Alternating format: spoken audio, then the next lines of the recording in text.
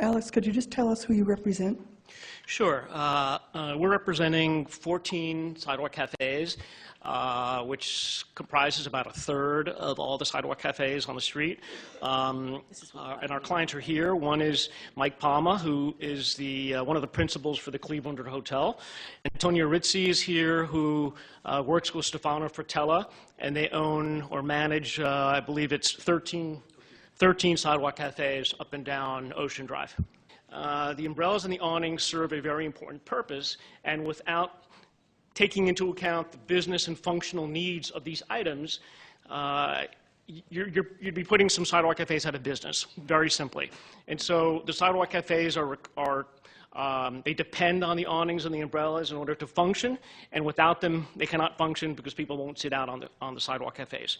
I wanted to comment on the new sidewalk plan, which the planning department submitted yesterday.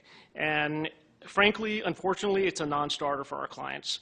What this would create is basically reducing the footprint of the current sidewalk cafe tables in half.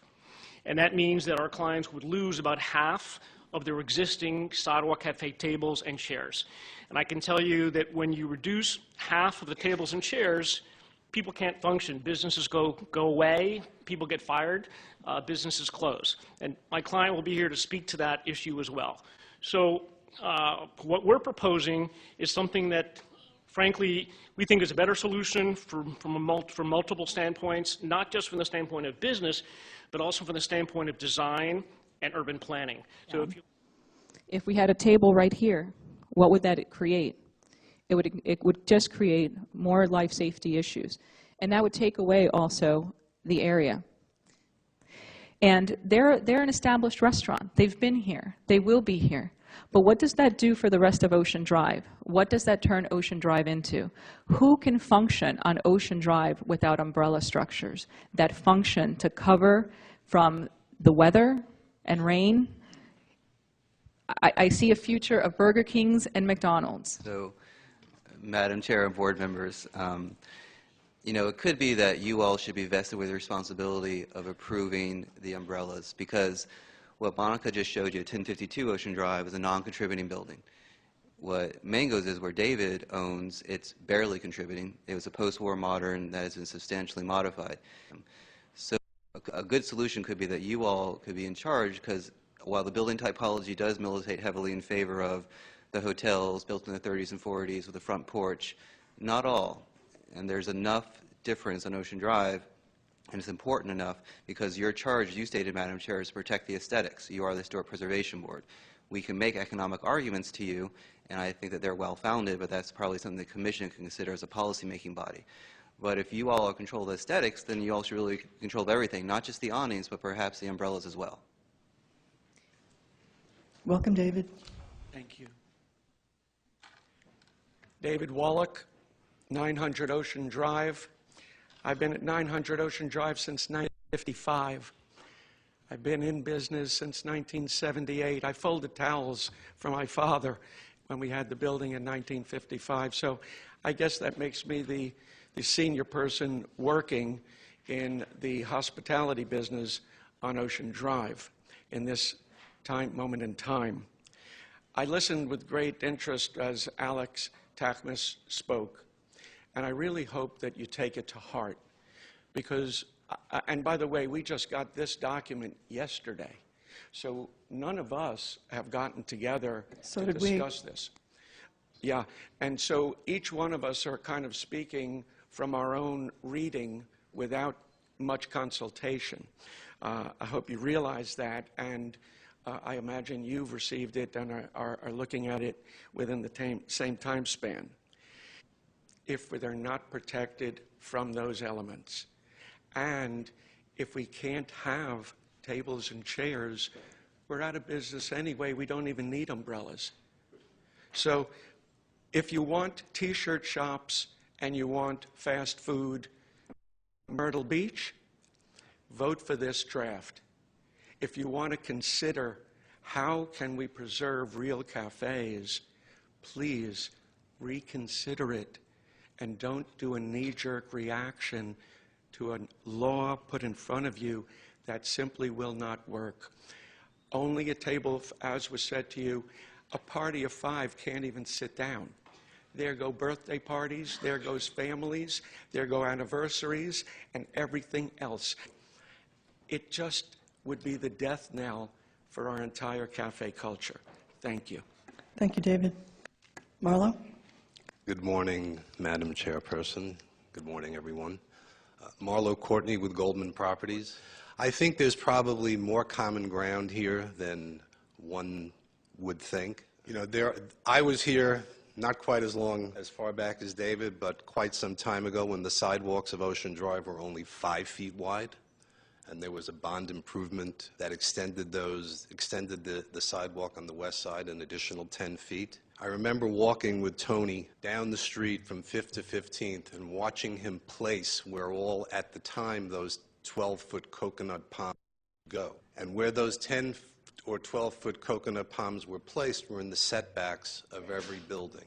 The reason was he wanted to make sure that the buildings were exposed and were revealed. And it's what everybody in this room wants, on the dais and in the audience. We're here now to come together, as you've heard from this group of businessmen. Nobody wants the McDonald's. Nobody wants chain food stores. We want to make it right. We want this to bring the style back, bring the charm back.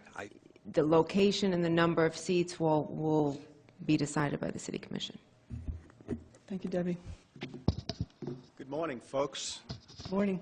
Mitch Novick. I serve on the Ocean Drive Task Force. I'm here to express my concern regarding the dismal state of Ocean Drive. As you are likely aware, Ocean Drive has become an utter embarrassment to the community. The first floor to many of our historic structures are obstructed with inappropriate awnings and umbrellas. From the Serpentine Walkway, Ocean Drive resembles that of a squalid tent city. At the last commission meeting, the city manager correctly stated that in order to promptly mitigate the negative impact of umbrellas and awnings on the public's right-of-way, the city would need to minimize the amount of tables on our sidewalks. It is the tables which necessitate the need for coverage to protect customers from sun and rain. These businesses could lessen the strain on our sidewalks by inviting customers inside their establishments. I urge you to continue this matter and revisit these guidelines until such a time when the immediate needs of Ocean Drive are addressed. I heard today by Mr. Tatchmas that the city has proposed to remove 50% of the tables. If that is correct, that is a giant step in the right direction. If you have any questions, I'd love to stay here all day and discuss the dismal state of my neighborhood. Thank you so much, Mitch. Thank you. Thanks for all your work. Welcome. Good morning, Madam Chair. Mike Palma, Clevelander Hotel. In rebuttal to that, I would like to say that I've been collaborating with many cafe owners for a period of time, people that are operating in the right perspective and whatnot, but there's not a doubt that people are into reducing their seats. In fact, they know that needs to happen. I think what's happened here is we've gone to a critical path of 50% is basically out of business. So where is the happy medium? That's what needs to happen here, because no one's going to come up here and say that we want to keep it as is, and we agree those issues. So just be open to the fact that it's a balance between how many seats we can put up there and what makes sense from the aesthetic point of view. Thank you. Thank you very much. And I asked this last time, but I'm just, the greater master plan for Ocean Drive. Where again are we on that as far as timeline? That is part of the task force recommendations, and that would be to expand the western sidewalk. I do not believe that there's currently a budget item for that. I know the Public Works Department is coming up with several different options and several different price points of how that could be done, but we do not have an approved plan or a budget for that at this point. Marlo? Thank you. I just wanted to add, and your point is well taken. I remember when there were 1 or 2, as you do, Jane, there were 1 or 2 cafes per block. Now you've got a total of 42. But do not throw out the issue we're sitting out there with banquettes and couches and things that have taken Ocean Drive down. Those are already not allowed, though. They should be no. code enforced But out of I'm there. just saying, I'm hearing a little bit of conversation up here that maybe, let everybody figure that out later. I think there are certainly, you've created certain guidelines, and this is all about guidelines that I don't necessarily think that that's where you're getting any pushback.